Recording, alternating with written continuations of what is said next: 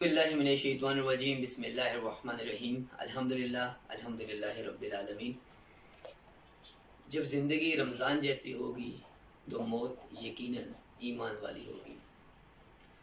رمضان المبارک اپنی رحمتیں اور برکتیں سمیٹتا ہوا الحمدللہ آ گیا ہے،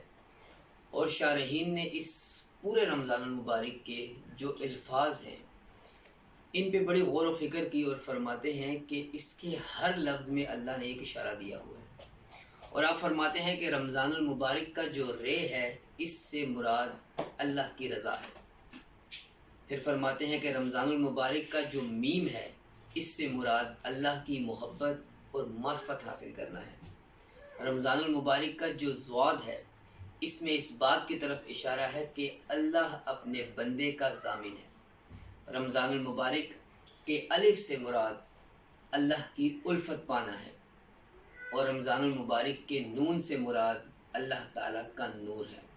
معلوم کیا چلا کہ یہ اللہ کی رضا،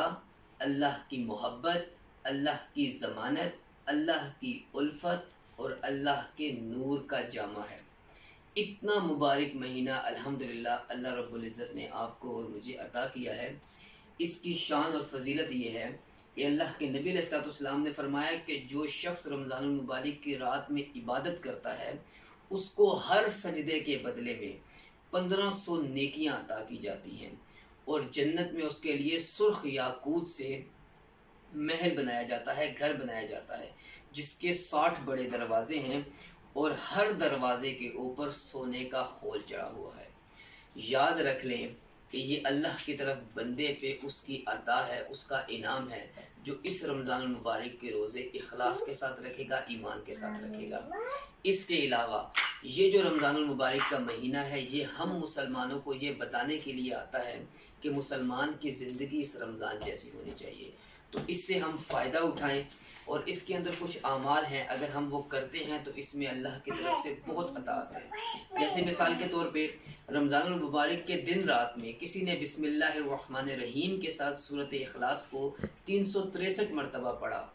تو اللہ کے نبی علیہ السلام نے فرمایا کہ اس کے گوشت، پوست، رگوں پہ، ہڈیوں، مغز، ہر چیز پہ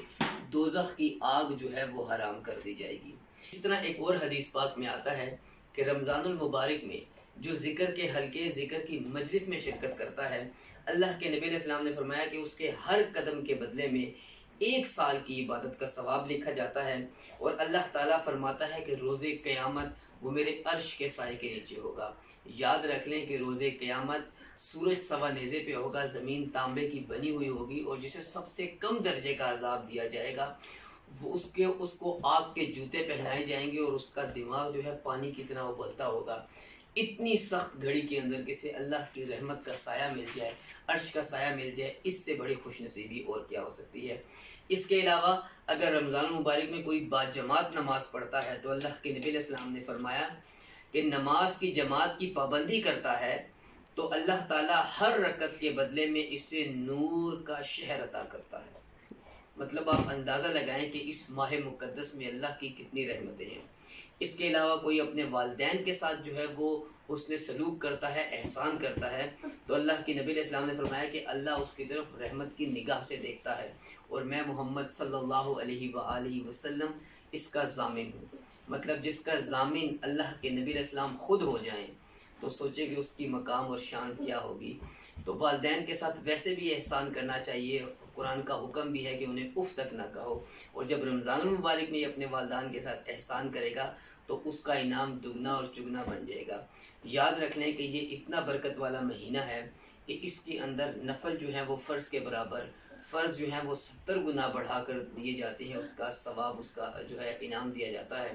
تو اس میں کوئی بد نصیبی شخص ہوگا جو اللہ کی رحمت سے محروم ہو جائے۔ انشاءاللہ ہم کوشش کریں گے کہ تھوڑا تھوڑا کر کے اس رمضان کی برکت اور شان کے بارے میں پڑھیں، سنیں، تاکہ ہمیں جو ہے اور شوق اور ذوق پیدا ہو اللہ کی عبادت کرنے کا۔ وما توفیق الا باللہ۔